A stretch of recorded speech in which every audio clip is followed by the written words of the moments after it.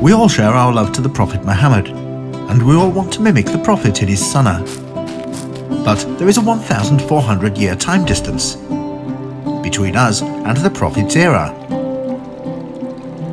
How are we going to solve this problem and compensate this huge time gap? Two parties dealt with this issue indirectly.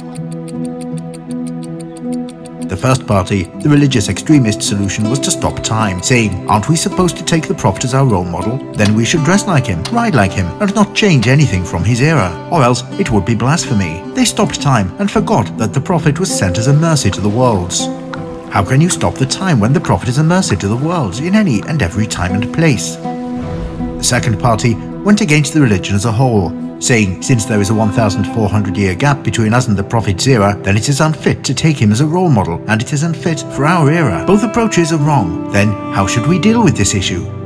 We deal with this issue by asking ourselves a question. Do we want to live the Prophet's life, or do we want to live the Prophet's era?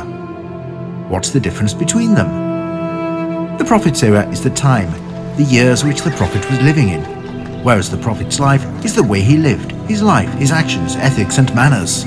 The Prophet's era includes eating, drinking, clothing, accommodation and money. You enter a mosque, you find no flooring, just pebbles and stones. You see their currency, you find them using coins. That is the Prophet's era. But life has evolved, the era has changed. The currency, which used to be coinage, has transformed into banknotes, then to checks and then to credit cards. We enter mosques now, we find carpet floors. Everything has changed because the era is changing. That was the Prophet's era. But the Prophet's life is his manners and actions. The Prophet's life is his teachings. When he says, the best of you is the one who is best to his wives, and I am the best of you to my wives, a value like this doesn't change regardless of the era. The Prophet's life is what he says. The believers who show the most perfect faith are those who have the best behavior. That will remain until Judgment Day. The Prophet's life is when he was asked to invoke curses on those who harmed him. He replied, I have not been sent as the invoker of curse, but I have been sent as mercy. The life of the Prophet teaches that Allah is beautiful and loves beauty. That is the difference. So, which do you want to live?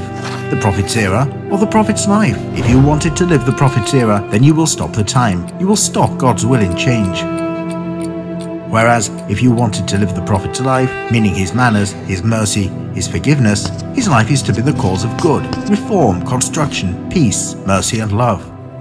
Live the Prophet's life and not the Prophet's era, because you can never be able to stop the evolution of life.